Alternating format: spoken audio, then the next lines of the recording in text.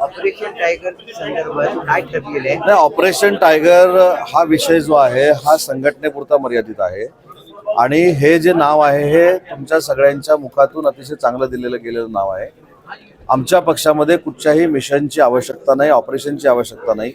गेल्या 2.5 वर्षामध्ये माननीय एकनाथ शिंदे साहेबांनी महाराष्ट्राच्या विकासासाठी केलेलं काम आणि शिवसेना म्हणून वंदनीय बाळासाहेबांचा पुढे नेलेला विचार यामुळं युबीटीतली लोक आपणहून शिंदे साहेबांकडे अट्रॅक्ट होत आहेत, आपणहून शिंदे साहेबांच्या शिवसेनेमध्ये येत आहेत.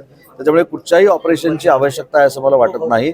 मोठ्या पद्धतीनं युबीटीतनं किंवा अन्य पक्षातनं येण्याचा शिवसेनेतला ओघ जो आहे तो दररोज तुम्ही बघताय. काल देखील कोकणातले राजन साळवी माजी आमदार, राजापूर लांजा साखरपा मतदारसंघाचे, यांनी देखील शिवसेनेचा धनुष्यबाण हातात घेतलेला आहे. काल प्रताप जाधव यांच्या स्नेहभोजनाला उबाटाच्या 3 खासदारांनी हजेरी लावली होती.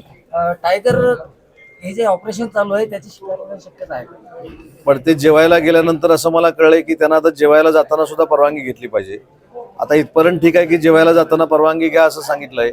उद्या नाश्ता काय करावा, जेवण काय करावं, त्यातले पदार्थ काय असावेत याचे देखील आदेश निघू शकतील की काय, असं प्रश्नचिन्ह आमच्या सगळ्यांच्या समोर आता उभं राहिलेलं आहे.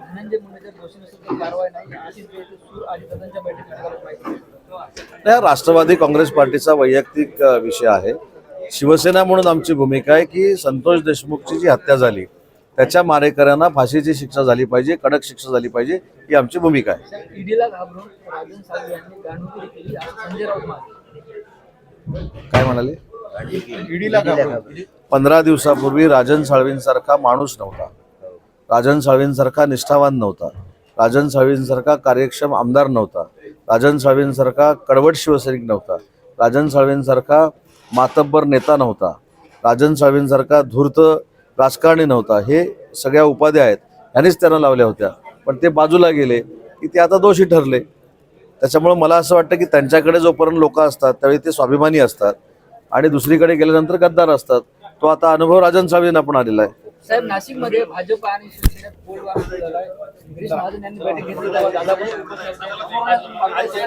मला असं वाटतं की महायुती आमची अभेद्य आहे. एकनाथ शिंदे साहेब, देवेंद्रजी, अजितदादांच्या नेतृत्वाखाली.